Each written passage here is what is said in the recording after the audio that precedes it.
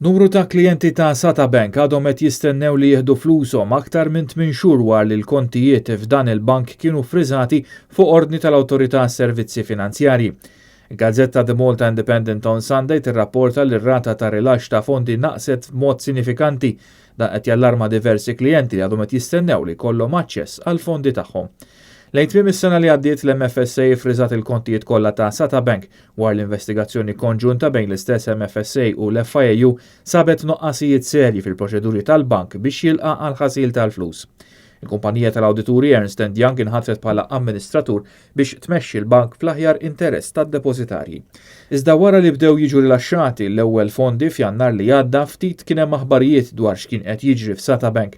F'April kien hemm grupp ta' investituri li wrew interess li jixtru l-bank iżda minn dak iż-żmien law ma stema' xejn aktar dwar dan.